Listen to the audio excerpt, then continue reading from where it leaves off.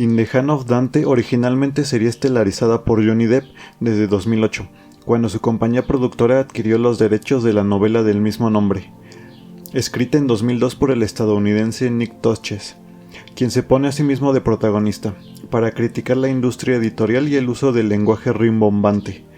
Por diversas circunstancias, el proyecto se detuvo y fue hasta septiembre de 2023 que Oscar Isaac entró a sustituir a Johnny como protagonista, empezando a filmar en Italia un mes después bajo la dirección del estadounidense Julian Schnabel, quien dirigió la biografía del pintor Basquiat, un retrato interesante pero que le fue pésimo en taquilla. Un mes antes de competir en el Festival de Venecia, se filtró en sitios de torrent. Aún así, en junio de 2026 ha tenido su lanzamiento en Netflix. Como ya se mencionó, es Oscar Isaac el encargado de interpretar tanto a Dante, el escritor italiano del siglo XIII, y al periodista Nick. La labor para los actores que encarnan dos personajes distintos en un mismo filme es difícil, pues deben encargarse de ser dos personas distintas, con sus respectivas manías y defectos, de dejar una marca única que sea el motivo por el que no se escogió a un actor distinto. Las historias transcurren en paralelo, y curiosamente son las escenas a color donde vemos el mundo de Dante y su búsqueda por inspiración para terminar su manuscrito, la Divina Comedia. A blanco y negro nos situamos en el año 2001, el presente del periodista Nick, quien se encuentra frustrado con su editorial por pedirle avances de su nuevo libro, frustración que pueden compartir muchos escritores. Y se le ofrece la oportunidad única de poder autentificar un manuscrito original de la Divina Comedia, lo que lo deja perplejo porque se supone que no hay documento alguno escrito por la propia mano de Dante. En 2 horas y 40 minutos el filme se toma su tiempo, sin prisas, de sentar las motivaciones de cada personaje.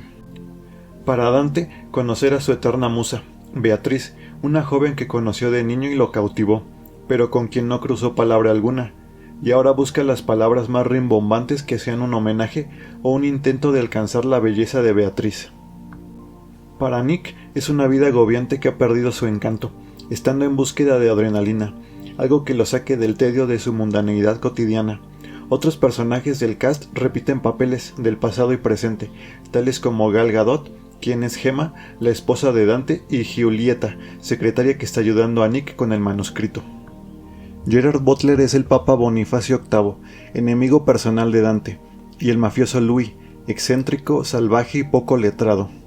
También se cuenta con la participación pequeña, mas no en forma de cameos, de John Malkovich como Joe Black, el cerebro de la operación criminal para robar el manuscrito, y de Martin Scorsese, como el mentor de Dante, con quien intercambia una serie de monólogos que podrías escuchar en un aula de teología. Y aunque la mayoría de los personajes son de poca moral y sirviendo a sus intereses, incluido Nick, hay espacio para un villano en esta historia, a cargo de Jason Momoa, quien da vida a Rosario, mafioso italiano que sabe del robo del manuscrito de su dueño original.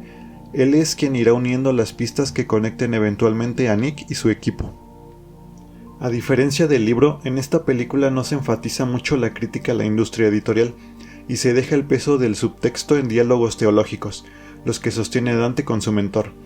Además que se utiliza el lenguaje florido y métrico, casi redundante, pero no mencionando su futilidad, sino más bien como homenaje a la poesía de Dante. Referencian muy brevemente al 9-11, sin mayor peso en la trama. Además presenta bastantes abstracciones visuales, que no se sienten como alegorías en sí mismas, ni como visiones oníricas, sino solo como recreaciones live action de obras artísticas. Por ejemplo, una escena donde se recrea la pintura El nacimiento de Venus, pero que se percibe como poco integrada en la historia y que corta el ritmo. Dicho ritmo que entre tanto vaivén temporal de ambas tramas también se ve cortado, y a veces te hace preguntar en qué iba la trama de Nick o Dante. El tercer acto se resuelve algo rápido, pero es coherente con la historia. Aunque al final se presenta una forma particular explicando por qué algunos actores tuvieron a dos personajes, que fue lo que no me terminó de gustar, no porque sea rebuscado, sino porque parece un estilo a lo Interstellar, donde decían que el amor era la fuerza primordial que traspasaba dimensiones.